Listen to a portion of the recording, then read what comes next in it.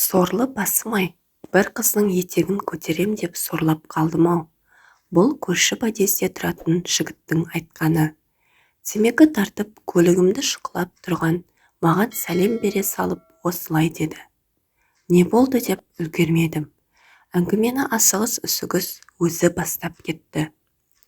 Квартирант қызбен төсектес болдым. Қазір заман қиын, ақша табу оңай емес. Бір айлыққа қараған күн құрысын. Мына пәтерді кредитке алғалы бері кредитін төлеу қиынға соқты. Ақыры әйеліміз екеуміз ақылдаса келіп, бос тұрған бір бөлмеге бір-екі квартирант қыз алмақ болдық.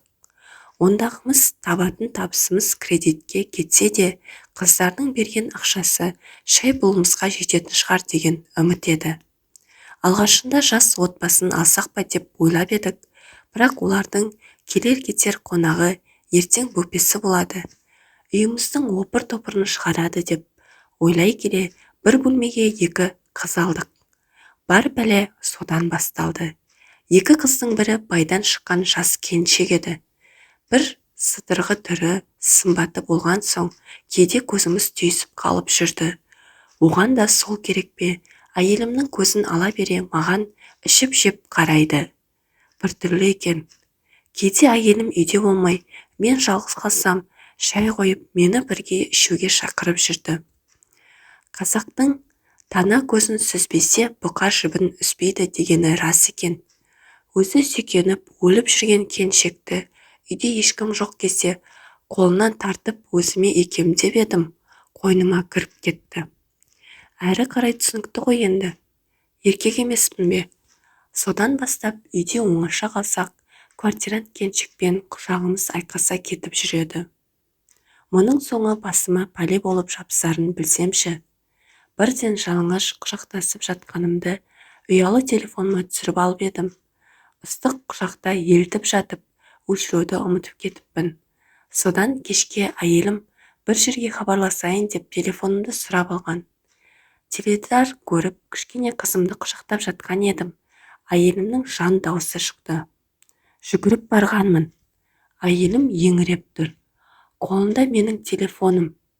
Мынау не? Дейді. Сонда барып, суреттегі өшірмегенім есіме түсті. Телефонды жұлып алып, еденге бір ұрып, тас-талқанын шығардым. Басқа амал жоқ. Ана суреттегі біздің төсек құшақтап жатқанын квартирант қыз қой деп, әйелім тап-тап берді. Ей, қайдағы мен? Дұрыстап қарадың ба? Интернеттен көшіріп алған сурет қой деп, мен айқайға бастым. Басқа амал қалмады. Дәл сенсің, сені танымай не болды? Ақ төсегімді арамдадың, кет үйден. Ана жезөкшемен бірге тұр.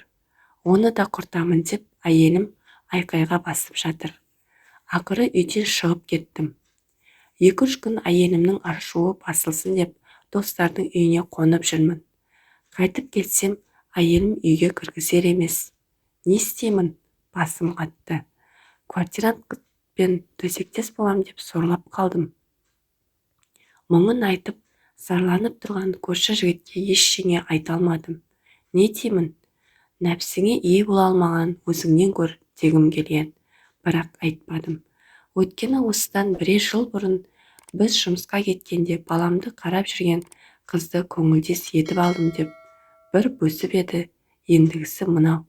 Не айтуға болады? Білмедім.